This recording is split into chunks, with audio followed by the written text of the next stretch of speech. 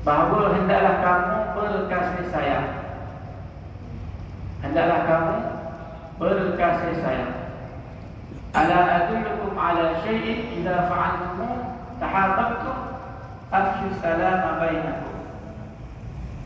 Nabi SAW sebut, mahukah aku memberitahu kepada kamu ke atas satu perkara yang mana kalau kamu buat perkara tersebut, tahabbtum, kamu akan berkasih sayang.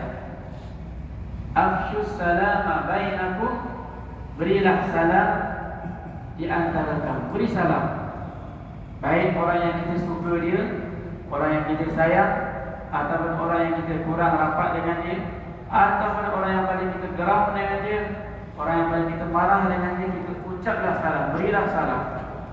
Bahkan di antara, dalam kitab sebut, di antara orang yang memberi salam dan orang yang menjawab salam, yang paling afdal, yang paling aula, yang paling kedudukannya hampir dengan Allah ialah orang yang memulakan salam. Nak jawab salam mudah. Apabila ada orang bagi, kita jawab. Tetapi nak memberi, nak memulakan payah. Nak memulakan satu perkara yang payah dan berat, melainkan apabila kita melazimi diri kita dengan memberi salam. Beri salam, banyakkan salam. Kerana perbuatan ini kita tidak tahu, mungkin bukan dengan sebab sedekah kita, bukan dengan sebab ibadah kita, bukan dengan sebab benda-benda yang lain yang kita rasa inilah yang akan boleh masukkan kita dalam syurga, bukan. Boleh jadi sebab amalan salam kita inilah Allah masukkan ke dalam syurga. Kadang-kadang kita buat amal-amal besar ni, kalau tak jaga, kadang-kadang boleh mendatangkan sifat-sifat riya. Mungkin masa kita bagi itu kita ikhlas, Masya Allah, ikhlas. 10 tahun, 20 tahun, 30 tahun, tiba-tiba buka mulut saja. Mula kita bercerita, kita buka cerita.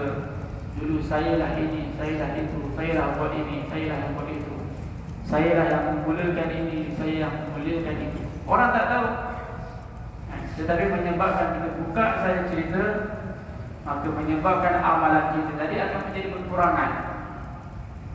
Tapi orang yang sentiasa mengucapkan salam, mengucapkan nama Allah, Assalam, Assalam Ismullah, Assalam nama Allah. Kita memperbanyakkan, sebarkan nama-nama Allah, sebarkan nama Allah. Assalamualaikum, Assalamualaikum. Maka ini amat-amat dicintai oleh Allah Subhanahu wa ta'ala. Seterusnya amalan yang akan membawa seseorang masuk ke dalam syurga, wasalla bil-laili wan-nas niyam, dan dia mengerjakan solat di waktu malam sedangkan orang lain sedang nyenyak tidur. Ini 3 amalan. Wasalla bil-laili wan-nas niyam, afshus salama bainakum. Yang pertama, berilah makan. Dan nak beri makan tak semestinya banyak. Kita fikir nak beri makan, nak ajak 200 orang, 300 orang, 50 orang. Memanglah berat, memanglah payah. Sehingga kita rasa susah nak menjemput, nak mengajak kawan-kawan kita, nak mengajak jiran-jiran kita datang rumah. Sebab apa? Kita fikir nak ajak kawan-kawan kita mesti dengan bilangan yang banyak dan persiapan yang besar. Sedangkan jemput kawan datang rumah, minum kopi, goreng pisang, pupuk lepo, apa lagi, jemput bilis. Ini pun di antara al-imam ta'am, memberi makan. Tujuannya ialah silaturahmi, silatul arham, untuk mengeratkan silaturahim. Kita ajak 2-3 orang lepas salat asar, satu ahad contoh, ajak 2-3 orang jemaah datang rumah minum. Tak perlu nak makan yang besar-besar, yang nak makan yang berat-berat. Yang penting ialah it'amut ta'am. Nabi SAW tak sebut, tak khususkan nak beri makan tu mesti makan nasi biryani kambing baru nak ada orang. Tapi kalau boleh hari-hari, Masya Allah. Satu orang tu boleh bagi macam tu, silakan. Hari-hari nak jamu biryani kambing datang rumah, Masya Allah. Memang tak mampu lah jadi kambing. Tetapi paling mudah, kat rumah kita ada teh kosong, kopi kosong, ada tepung buat jemput-jemput. Ini satu amalan yang kecil tetapi besar di sisi Allah Subhanahu wa taala. Ganjarannya begitu besar di sisi Allah. Kadang-kadang kita fikir nak bagi makan mesti nak jamu orang makan mesti special. Itu bagus. Tetapi jangan kita fikir special sampai 10 tahun kita fikir tak bagi-bagi makan. Ibunya fikir nak bagi orang makan punya makanan yang special, yang sedap. Sampai bila saat bagi makan. Sebab pun terlalu fikir sangat. Sedangkan amal-amal mudah di sisi Allah, mithqala dzarrah, faman ya'mal mithqala dzarratin khairan yarah. Allah sebut, siapa yang buat amal kebaikan khairan yarah, mithqala dzarrah, sebesar zarah kebaikan, kamu bagi makan, walaupun bagi makan kurma sekalipun. Jemput datang rumah, makan kurma dengan air kosong. Sebab itulah dalam agama ni, hadirin hadirat muslimin muslimat yang dirahmati oleh Allah, Nabi ajar kalau kita faham, sama ada orang yang dijamu faham, orang yang dijamu faham, maksud mudah. Orang yang dijamu bila dia diajar datang rumah, tengok-tengok tuan rumah sedia air kosong kurma. Kalau dia faham, Nabi SAW sebut, jangan kamu merendah-rendahkan, jangan kamu meringan-ringankan kebaikan saudara kamu yang lain. Ini hal yang besar. Dan orang yang menjamu pun faham, saya nak jamu saudara saya. Saya tak ada apa-apa. Rumah ada kurma, ada biskut kering, ada biskut mayat, ada air kopi, atau ada air kosong. Ini pun satu sunnah. Dan kita panggil satu orang datang ke rumah kita, maka ini satu perkara yang besar di sisi Allah. Sebab Nabi SAW tak sebut, tak ada secara khusus makanan apa yang kamu nak bagi makan. Semua yang terbaik yang kita nak bagi makan kepada saudara kita. Dan mungkin itu saja yang terbaik untuk kita. Makanan itu saja. Maka berilah dengan niat, dengan ihtisab, kita mengharapkan ganjaran daripada Allah Subhanahu wa taala. Pertama, it'am, beri makan. Beri minum air. Tuan-tuan yang ada kemampuan, masya-Allah.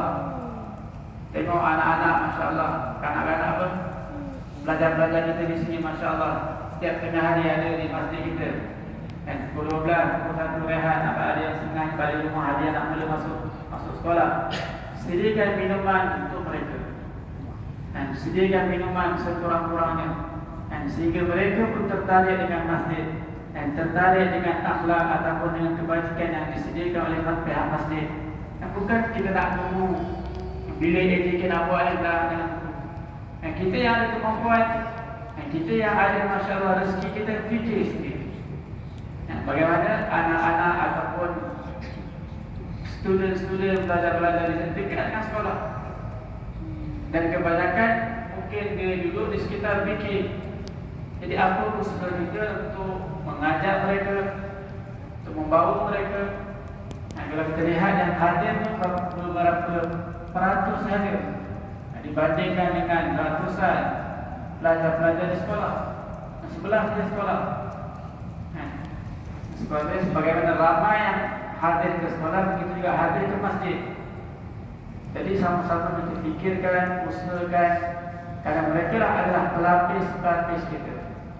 Mereka adalah pelapis atau pengganti kita. Satu hari nanti yang bercakap pun akan tua dan akan mati, yang depan saya pun kita akan pergi. Jika kita tidak mempersediakan, menyiapkan atau menyediakan pelapis-pelapis kita, walaupun sekarang hari ini kita berbangga dengan kehadiran jemaah, Masya Allah, 8 sah, 10 sah, subuh pun ramai, Masya Allah.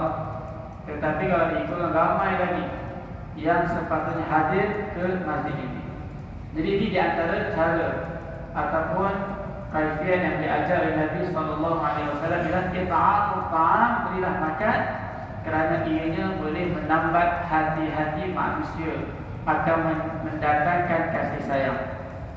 Yang seterusnya wa'afsyas salam, ifsya, Ifsya as-salam, berikan salam.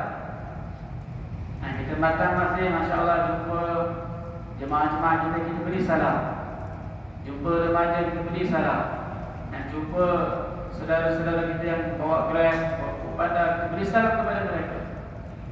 Dan jangan dalam hati kita ni ada perasaan besar, lebih baik, lebih hebat, lebih berkedudukan. Saya tak sepatutnya beri salam. Dia yang sepatutnya beri salam kepada saya orang masjid.